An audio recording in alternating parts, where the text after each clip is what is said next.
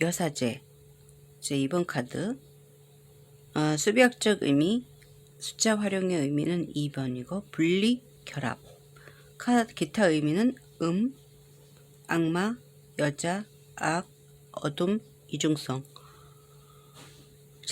대용 카드는 11번 정의, 20번 심판. 회화적 의미는 기본, 영적인, 지적인, 현명한, 초연한, 직감적인, 예감이 빠른, 신비한, 비밀스러운, 이중적인. 애정학적 의미는 정신적인, 비밀스러운, 남편과는 섹스리지만 애인과는 가능한. 금전적인 면은 돈에 초연한, 사회에 기부하는.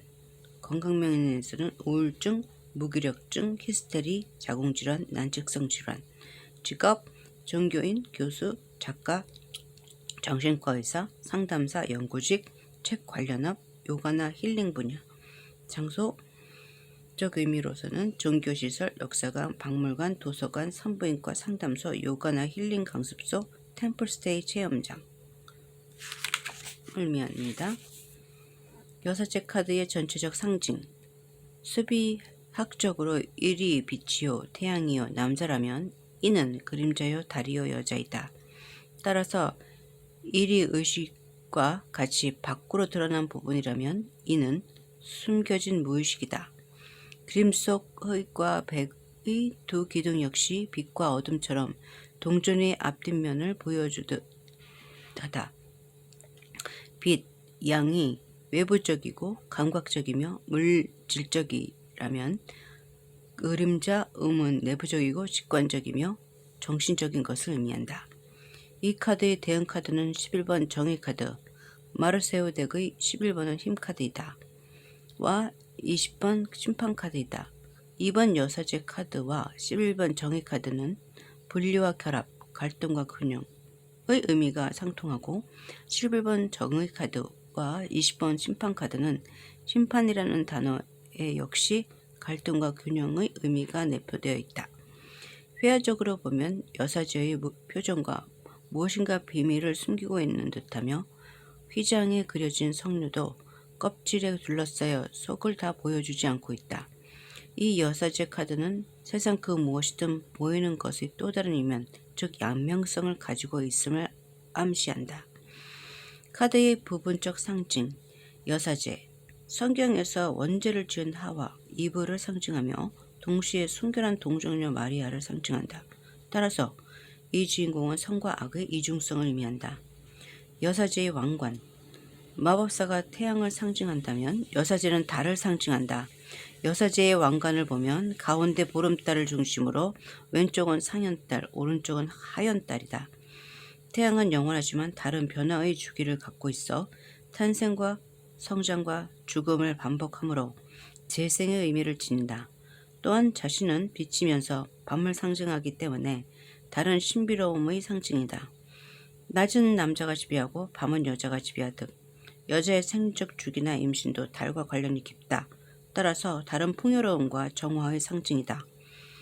왕관의 보름달은 진주를 상징하기도 하는데 진주는 달의 눈물이라는 말처럼 달과 함께 순수와 순백을 의미한다. 로마 제국이 이집트와 중동 지역을 정복한 후 해당 지역의 신화를 믿기도 했는데 그 영향으로 이집트 여신 이시스를 숭배하는 이시스교가 성행하였다. 그리스인들 역시 헤라, 데메테르, 셀레네, 아프로디테 등 많은 여신을 이시스와 동일시했는데 이것은 이시스가 그녀만의 독특한 신비로움과 강력한 여성성을 갖고 있었기 때문이었다. 동정녀 마리아에게도 이시스의 많은 특성들이 나타난다고 하는데 혹자는 그림이 여사제를 동정녀 마리아와 관련짓기도 한다.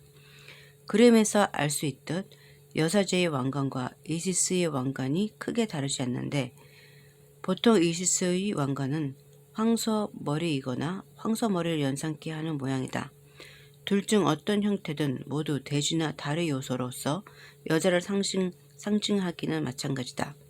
참고로 이시스는 악, 밤, 대지를 상징하고 그녀의 남편은 죽음과 부활의 신 오시리스이며 이들의 아들은 태양의 신 호루스이고 사랑의 여신 하토르가 며느리다. 가슴의 십자가 토라, 토라는 모세의 오경, 즉 구약 성서에 처음 나오는 오경, 창세기, 출애굽기, 레위기, 민수기, 신명기를 말한다. 십자가와 토라만으로도 여사제가 기독교인이며 높은 지위에 있음을 알 수 있다. 흰 드레스, 푸른 망토, 동정녀의 순결과 이성을 의미한다. 흑백의 두 기둥은 솔로몬의 성전 입구에 서 있는 두 황동 기둥을 의미한다. 솔로몬 성전은 모세가 홍해를 가르고 도착한 가나안 땅에 솔로몬 왕이 최초로 세운 성전이다. 솔로몬은 다윗의 아들이며 예수도 다윗의 후손으로 전해지고 있다. 먼저 흰 기둥은 야긴으로 세우다라는 뜻이고 검은 기둥은 보아스로 빠르다, 강하다는 뜻이다. 성경에서 야곱의 손자가 야긴이며 또 다른 야긴은 다윗이 왕위에 있을 때 제사장을 지냈다. 그리고 보아스는 다윗의 증조부이다. 빛과 그림자, 선과 악, 남자와 여자같이 두 기둥이 암시하는 이는 1-1, 즉 하나가 둘로 분리된 것으로서 갈등과 대립을 상징하지만 또한 1+1로서 안정과 조화를 상징하기도 한다. 결국 하나는 둘이지만 둘은 하나인 셈이다. 또한 기독교 관점에서 1은 신이요, 선이요, 남자라면 이는 신의 결핍이요, 악이요, 여자이다. 중세시대 기독교인들은 검은 고양이는 악마의 상징이며 마녀 영혼의 안식처로 여겼으며 성과 관련하여 본능적이고 타락한 여성의 상징으로 여겼다. 그런데 타락한 여성의 상징인 검은 고양이를 연상시키는 검은 기둥, 그리고 성적 본능을 상징하는 성녀와 동정녀 마리아를 연상시키는 여사제의 종합적 이미지에서 구약 성서에 등장하는 여인 롯과의 묘한 상관관계를 발견할 수 있다. 형이 상학적인 기독교의 관점에서 동정녀 마리아는 신성한 여인이지만 형이 하학적인 일반적 관점에서는 처녀의 몸으로 아이를 가진 부정한 여자이다. 롯 역시 남편이 죽은 후 검은 기둥이 상징하는 남자 보아스와 재혼하여 다윗의 손자를 낳았다. 롯을 연상시키는 마리아의 부정행위는 구약성서 아가의 나는 검지만 아름답다는 구절처럼 부정하지만 신성한 것이다. 이 둘은 이중적이지만 결국 하나이다. 노란 초승달. 초승달은 이시스의 왕관이 상징하는 소의 뿔로 볼 수도 있고 솔로몬 성저 바깥에 있는 12마리 황소 조각상의 뿔을 상징한다고 볼 수 있으며 유일신이나 지혜를 상징하는 이슬람의 초승달로도 볼 수 있다. 이 중에서 후자는 기독교와 이슬람교의 대립을 상징한다고 해석할 수 있다. 성류가 그려진 휘장, 뒤 푸른 배경. 솔로몬 성저 바깥에는 12마리 황소 조각상이 커다란 청동 수조를 바치고 있는데 이를 청동바다라고 한다. 청동바다는 태초의 무극이나 아인소프, 즉 무한의 바다를 상징하며 무한의 바다는 영원성과 평화 그리고 정화를 의미한다. 석류.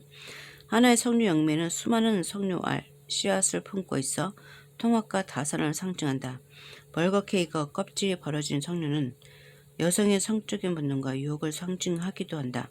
성경에서는 무화과나무, 올리브나무, 포도나무 그리고 석류나무가 풍요와 번영의 의미로 쓰인다. 그리스 신화에서도 석류가 중요하게 등장한다.